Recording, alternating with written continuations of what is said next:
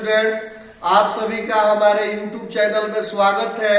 आइए, कोरोना काल में मैं 12 बिहार बोर्ड मैथमेटिक्स का आज दूसरा वीडियो डालने जा रहा हूं, जो कि आज फलन पढ़ेंगे। फलन को अंग्रेजी में फंक्शन कहा जाता है। सबसे पहले फ्रेंड्स, हम जानेंगे कि यह फलन है अथवा नहीं। सपोज दैट इधर सेट ए में अवयव दिया है और सेट बी में इसका इमेज अर्थात प्रतिबिंब दिया है। तो और यदि सेट ए के सभी अवयवों का इमेज सेट बी में मौजूद हो तो अब हम कहते हैं कि यह फलन है। जैसे एक अवयव ए का प्रतिबिंब 1 है, बी का प्रतिबिंब 2 है, सी का प्रतिबिंब 3 है और डी का प्रतिबिंब 4 है, अर्थात ए के सभी अवयवों का प्रतिबिंब बी में मौजूद है, इसलिए यह फलन है। लेकिन जिस सेट में ए के सभी अवयवों का प्रतिबिंब बी में मौजूद नहीं हो तो वह फलन नहीं हो सकता है, अर्थात वह फलन नहीं है। जैसे ए का तो प्रतिबिंब इसमें है, बी का इमेज इसमें है, सी का इमेज इसमें है, लेकिन डी का इमेज इसमें नहीं है, इसलिए यह फलन नहीं है। तो आइए सबसे पहले जानेंगे कि इसमें प्रांत कौन कौन है। तो ये जो है सेट ए का जितना अवयव है, ए बी सी और डी, ये सब प्रांत है। और सेट बी में कुल जितने अवयव है वे जो है 1 2 3 4 और 5, ये सब जो है सहप्रांत कहलाते हैं। लेकिन जितना प्रतिबिंब है, इमेज है, जो इमेज नहीं है उसको छोड़कर शेष जो बचता है वह परिसर होता है। प्रांत को ए बी सी और डी, सहप्रांत को 1 2 3 और 3 4 और 5 से तथा परिसर को 1 2 3 और 4 से यहां हमने दर्शाया है। अब आइए हम लोग पढ़ेंगे फलन के प्रकार। फलन के प्रकार में सबसे पहले जानना है एकाकी फलन, जिसको अंग्रेजी में 1-1 फंक्शन कहते हैं। इसके नाम से ही यह परिभाषित हो जाता है कि इसमें एक अवयव का एक ही प्रतिबिंब होता है। जिस फलन में एक अवयव का एक ही प्रतिबिंब हो तो वैसे फलन को एकाकी फलन कहा जाता है। जैसे फंक्शन ऑफ x बराबर है 2x + 1। फंक्शन जो है रियल टू रियल परिभाषित है।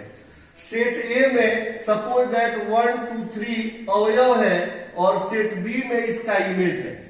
तो देखो, एक अवयव का एक ही इमेज है, दूसरे अवयव का भी एक ही इमेज है और तीसरे अवयव का भी एक ही इमेज है। अर्थात जिस फलन में एक अवयव का एक ही प्रतिबिंब बनता हो, एक अवयव का एक ही प्रतिबिंब बनता हो, एक अवयव का एक ही प्रतिबिंब बनता हो, तो वह फलन एकाकी फलन है। यहाँ देखेंगे कि अगर x के जगह 1 रखेंगे तो 2 1 जा 2 + 1 3 हो जाएगा। अगर x के जगह 2 रखेंगे तो 2 2 जा 4 + 1 क्या हो जाएगा 5। और x के जगह अगर 3 रखते हैं तो 3 2 जा 6 + 1 क्या हो जाएगा 7। अर्थात एक अवयव का एक ही प्रतिबिंब है, एक अवयव का एक ही प्रतिबिंब है, एक अवयव का एक ही प्रतिबिंब है, इसीलिए यह 1-1 फंक्शन है।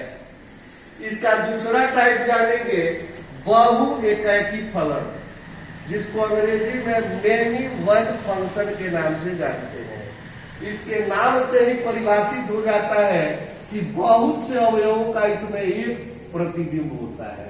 अर्थात वैसा फलन जिसमें 2 या 2 से अधिक अवयवों का एक ही प्रतिबिंब हो तो ऐसा फलन बहु एकाकी फलन कहलाता है। सपोज दैट एक फलन है फंक्शन ऑफ x = x², जहां यह फलन रियल टू रियल परिभाषित है। तो अगर हम यहाँ 1 लेते हैं, x के जगह 1 लेते हैं तो 1 का वर्ग करेंगे तो भी 1 आएगा, और -1 लेते हैं तो -1 का वर्ग करेंगे तब भी 1 आएगा। अर्थात इधर 2 अवयव है 1 - 1 और इसका प्रतिबिंब आ रहा है 1। इसका कहने का मतलब है कि अगर 1 से अधिक अवयवों का प्रतिबिंब एक ही बनता हो तो ऐसा फलन बहु एकैकी फलन होता है। जैसे -2 का वर्ग करेंगे तब भी 4 आएगा और +2 का वर्ग करेंगे तब भी 4 आएगा। अर्थात यहाँ भी दो अवयवों का प्रतिबिंब एक ही है, इसलिए यह फलन बहु एकैकी फलन है। अब तीसरे फलन के अंतर्गत आएंगे जिसको हम लोग अक्षादक फलन कहते हैं। अंग्रेजी में ऑन टू फंक्शन के नाम से इसे जाना जाता है। सपोज दैट यह फंक्शन a टू b परिभाषित है और हमारे सेट में सेट A में 1, 2, 3 और 4 है और सेट B में A, B और C है। तो यहां हम लोग देखेंगे कि यहाँ 1 का अवयव A है, 2 और 3 1 का प्रतिबिंब A है, 2 और 3 का प्रतिबिंब B है और 4 का प्रतिबिंब C है। यहाँ सबसे पहले हम लोग सह प्रांत देखेंगे। तो यहाँ सह प्रांत कुल लेते हैं। सेट बी में जितने अवयव हैं सब सह प्रांत होते हैं और परिसर वही होता है जो किसी न किसी अवयव का इमेज हो। तो ए भी 1 का इमेज है, बी भी 2, 3 का इमेज है और सी भी 4 का इमेज है। अर्थात ए, बी और सी तीनों इमेज है, इसलिए ये परिसर हो जाएंगे। तो जिस फलन में सह प्रांत और परिसर दोनों समान हो तो वह फलन जो है अक्षादक फलन कहलाता है। तो इसमें देखने से पता चलता है कि सह प्रांत भी ए बी सी और परिसर भी ए बी सी है। अर्थात सह प्रांत और परिसर दोनों बराबर है, इसलिए यह एक अक्षादक फलन है। अब चौथे फलन में आ जाएंगे जिसको हम लोग अंतःक्षेपी फलन कहते हैं, जिसे अंग्रेजी में इनटू फंक्शन के नाम से जाना जाता है। सपोज दैट यह फलन A टू B परिभाषित है और सेट A के अंतर्गत 1, 2, 3 और 4 है और सेट B के अंतर्गत A, B, C और D है।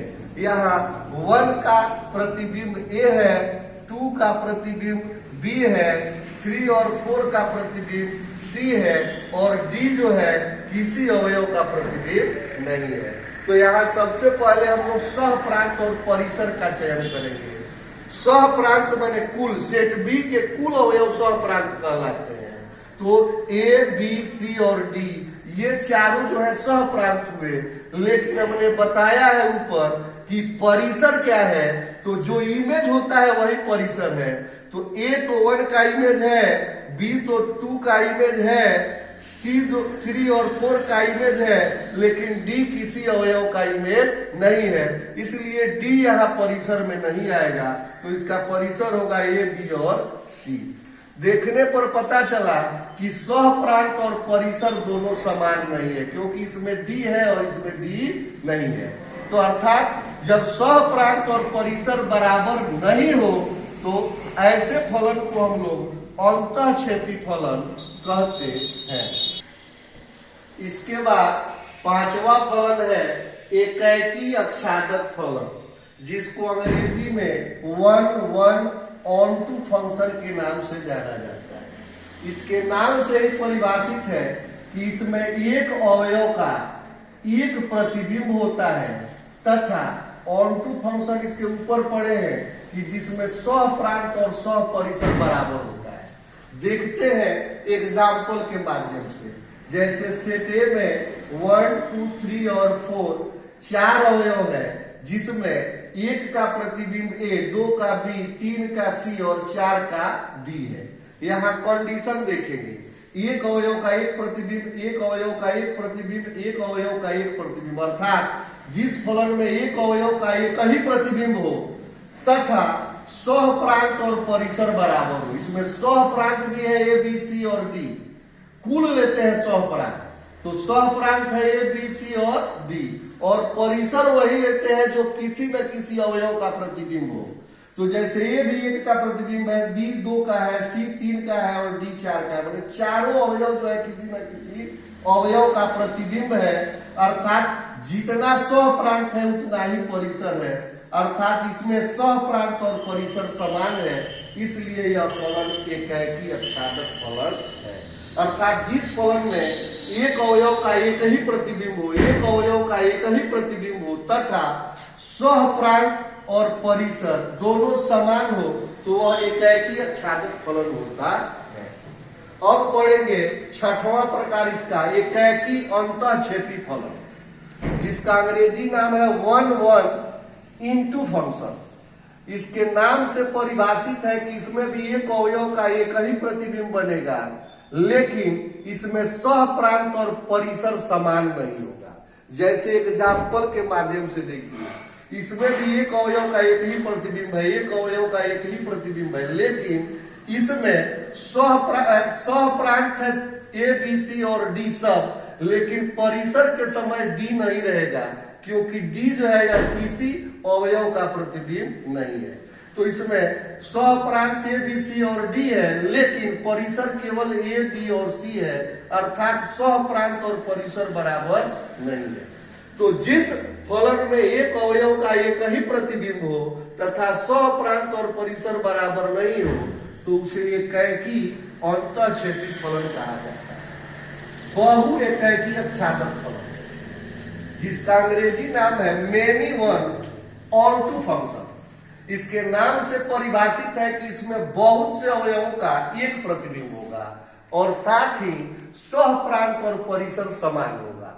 तो देखो, दो अवयवों का प्रतिबिंब एक है, दो अवयवों का प्रतिबिंब एक है, अर्थात इसमें बहुत से अवयवों का एक प्रतिबिंब है, तो यह बहु एकाएकी हुआ, तथा साथ ही इसका सह प्रांत भी ए और बी है और परिसर भी ए और बी है, अर्थात सह प्रांत और परिसर भी समान है। तो हम लोग जानते हैं कि जिस फलन में बहुत से अवयवों का एक प्रतिबिंब हो तथा सह प्रांत और परिसर समान हो तो ऐसा फलन बहु एकाएकी आच्छादक फलन कहलाता है। अब आठवां और अंतिम फलन है बहु एकाएकी अंतःक्षेपी फलन, जिसका अंग्रेजी नाम होता है मेनी वन इनटू फंक्शन। यह दो शब्दों से मिला है। मेनी वन का मतलब होता है कि बहुत से अवयवों का एक प्रतिबिंब, बहुत से अवयवों का एक प्रतिबिंब। इनटू में हम लोग पहले से जानते हैं कि सह प्रांत और परिसर बराबर नहीं होते हैं। तो देखो यार, बहुत से अवयवों का एक प्रतिबिंब, बहुत से अवयवों का एक प्रतिबिंब, बहुत से अवयवों का एक प्रतिबिंब, लेकिन कुल जो है वह सह प्रांत होता है और परिसर होता है जो केवल प्रतिबिंब हो। तो तीनों को प्रतिबिंब है और परिसर सब है, माने सह प्रांत और परिसर दोनों बराबर नहीं है। तो जिस फलन में बहुत से अवयवों का एक प्रतिबिंब हो तथा सह प्रांत और परिसर बराबर नहीं हो तो वैसा फलन बहु एकाएकी अंतःक्षेपी फलन कहलाता है। यही फलनों का प्रकार हुआ जिसको हमने कंप्लीट किया। तो डियर स्टूडेंट्स, अगर मेरी वीडियो अच्छी लगी हो तो इसे लाइक और सब्सक्राइब करना न भूलें, ताकि हम फिर आप लोगों की परीक्षा के लिए नया से नया वीडियो बनाकर डालता रहूं। धन्यवाद।